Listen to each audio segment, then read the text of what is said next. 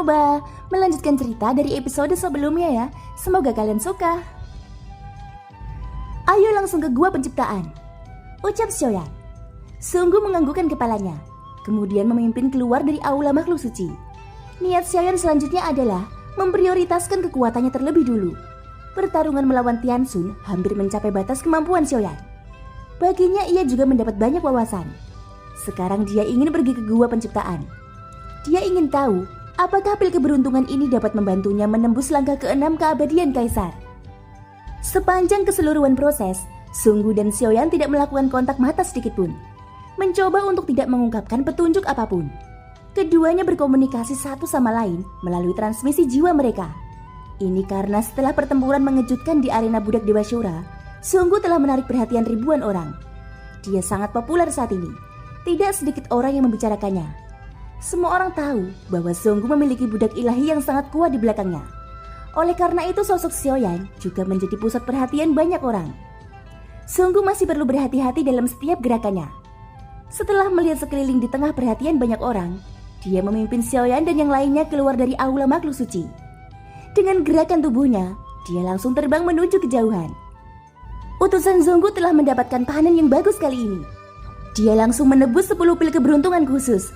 Dari kelihatannya, dia akan pergi ke gua penciptaan. Jika itu berjalan dengan baik, kekuatannya pasti akan meningkat pesat. Pada saat itu aku khawatir status utusan Jinchang akan segera digantikan sepenuhnya oleh utusan Sunggu. Ayo pergi ke gua penciptaan untuk melihatnya. Hal ini jarang terjadi, ucap kelompok orang itu. Segera banyak orang mengikuti Sunggu menuju gua penciptaan. Mereka adalah orang-orang yang suka bersenang-senang. Pada saat yang sama, Sin diperlihatkan di gua tertentu di alam pertemuan iblis. Ada sekelompok orang di sini. Hal yang mengejutkan adalah Ning Yao juga ada di antara mereka. Namun dia tiba-tiba berdiri dengan wajah terkejut. Itu karena di tangannya saat ini memegang selip kehidupan yang patah menjadi 2. Mati? Tianxun sebenarnya mati? Bagaimana bisa? Ucap terkejut Ning Yao. Tubuhnya sedikit gemetar. Hal ini sulit dipercaya. Ning Yao, apa yang kamu lakukan? Ucap seorang laki-laki yang merupakan pemimpinnya. Jelas orang yang berbicara, pastilah sang utusan yang membeli Ning Yao sebagai budak ilahinya. Ning Yao yang tampak murung segera menyimpan kembali selip kehidupan yang rusak. Dia menggelengkan kepalanya lalu menjawab. Tidak ada tuan, jawab Ning Yao. Bersiaplah, kami akan segera berangkat. Ucap pria itu berkata dengan suara dalam. Ning Yao mengangguk sedikit, giginya terkatup rapat. Ning Yao tidak percaya hal itu benar. Ini karena kehebatan tempur Tianxun tidak diragukan lagi. Bagaimana bisa dia mati begitu mudah? Mata Ning Yao menjadi sangat rumit. Dia bahkan tidak bisa menemukan jawabannya soal situasi Tianxun. Tianxun pernah menjadi keabadian dewa. Bahkan jika kekuatannya menurun di langkah ke-9 keabadian Kaisar, kekuatannya masih yang terkuat di kalangan keabadian Kaisar. Lalu bagaimana bisa dia berakhir seperti ini? Tidak peduli siapa itu, aku pasti akan membalas setelah aku menerobos keabadian dewa. Dunia iblis kuno ini sungguh mengejutkan. Tidak disangka dunia yang rumornya dalam malapetaka hebat sebenarnya memiliki kekuatan. Ucap Ning Yao mengepalkan tangannya. Selama dia bisa menerobos keabadian dewa, maka semuanya akan menjadi mudah. Namun untuk saat ini, Ning Yao hanya bisa menahan amarah di hatinya. Semuanya, tempat yang akan kita tuju disebut gerbang kuno. Tempat itu sangat berbahaya. Kuharap kita bisa menjaga satu sama lain. Kelompok kita bukan satu-satunya orang yang memasukinya. Tidak ada yang tahu bahaya apa yang tersimpan di dalamnya. Jadi kita harus berhati-hati, ucap seorang pria itu. Ning Yao sedikit terkejut saat mendengar ini. Setelah dia tiba di dunia iblis kuno, dia sudah mendengar tentang gerbang kuno. Pada saat itu dunia berusaha keras untuk merebut token kuno agar bisa memasukinya. Tidak disangka bahwa pada akhirnya dia bisa memasukinya. Tapi hati Ning Yao sangat berat saat ini. Tidak masalah jika dia menjadi budak ilahi orang lain. Itu karena belum terlambat untuk dapat lepas dari ikatan ini. Namun satu-satunya hal yang membuat Ning Yao tidak dapat menerimanya adalah kematian Tianxun. Kematian Tianxun merupakan pukulan terberat bagi Ning Yao. Siapa sebenarnya yang bisa membunuh Tianxun?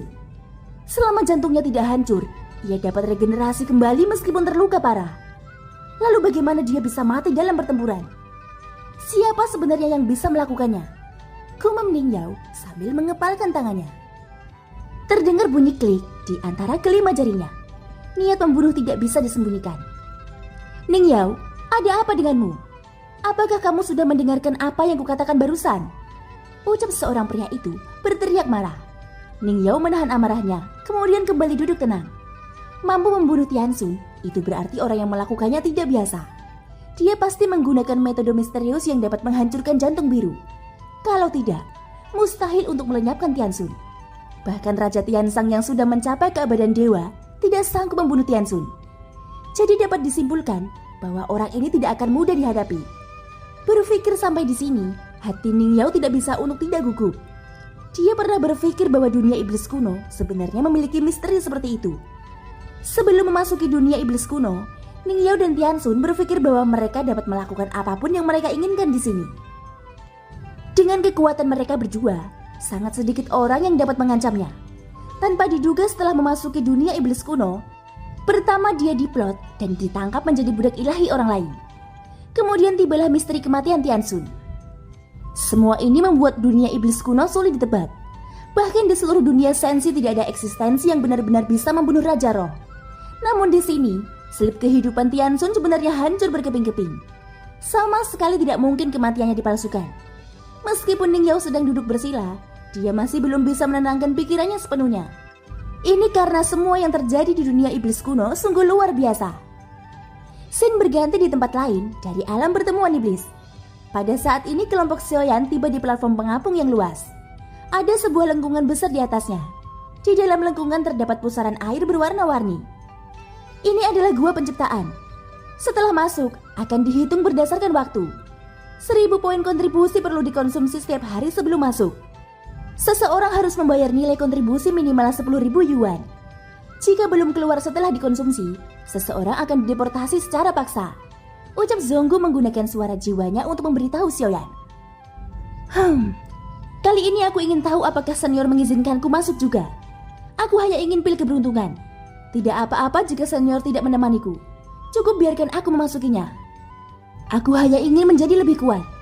Selain itu, jika aku mengirim budak ilahi sendirian, itu akan dengan mudah menimbulkan kecurigaan. Dan hampir tidak ada kasus di mana budak ilahi diizinkan memasuki gua penciptaan. Jika kita memasukinya bersama-sama, mungkin itu bisa menghilangkan kecurigaan. Ucap Zonggu berkata dengan hati-hati melalui transmisi jiwa. Oke, bagaimanapun kamu sudah melakukan tugasmu dengan baik. Aku akan memberimu 2 pil keberuntungan. Ucap Xiaoyan juga menanggapi dengan baik. Lagi pula dari awal sampai akhir, sungguh tidak sedikit pun memiliki rencana buruk untuk melawannya. Adapun tubuh fisik Zonggu, sejak awal Xiaoyan tidak berniat menyita tubuh itu untuk digunakan sendiri. Bakat seperti itu hanya bisa menjadi klon terendah. Ketika Zonggu mendengar ini, matanya tiba-tiba berbinar. Namun hal itu dengan cepat ditekan. Di sini ada banyak orang. Zonggu mencoba yang terbaik untuk tidak menunjukkan emosi apapun. Inilah kualitas psikologis yang harus dimiliki orang kuat. Kalau begitu kami akan membayar 100.000 nilai kontribusi. Jika pada akhirnya masih ada yang tersisa, itu akan dikembalikan nanti. Ucap Zonggu berkata dengan gembira. Dia sudah terlalu lama terjebak di langkah kedua keabadian Kaisar. Kedatangan Xiaoyan membuatnya merasakan gelombang kekuatan yang dahsyat lagi. Dia ingin menjadi lebih kuat.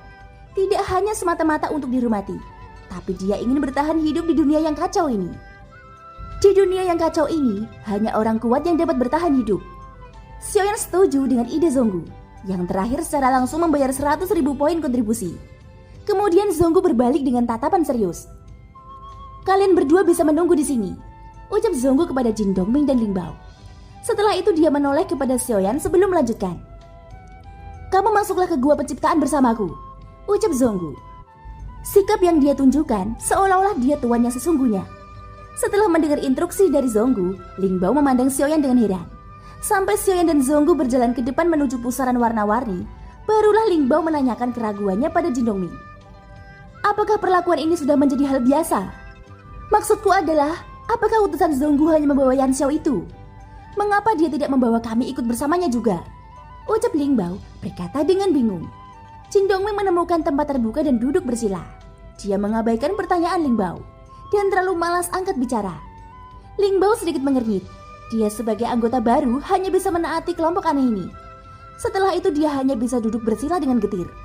Pada saat ini setelah Zonggu dan Xiaoyan memasuki pusaran warna-warni, Sungguh memberi Xiaoyan 8 pil keberuntungan dan tablet batu berisi kotak esensi. Tuan, setelah memasuki gua penciptaan, kamu bisa mulai menelan pil keberuntungan. Memperoleh khasiat atau tidaknya tergantung pada pemahaman Tuan sendiri. Kuharap Tuan Yanxiao mendapat terobosan yang sukses. Ucap Zhonggu mentransmisikan suara jiwanya. Saat mereka melihat ke depannya, ekspresi wajah Xiaoyan sedikit berubah. Dia sekarang berdiri di sebuah pulau terpencil. Di depannya adalah laut biru yang tak berujung. Thank you guys sudah mendengarkan ceritaku sampai akhir. Ikuti terus kelanjutannya ya. Semoga hari kalian menyenangkan. Sampai jumpa dan bye-bye.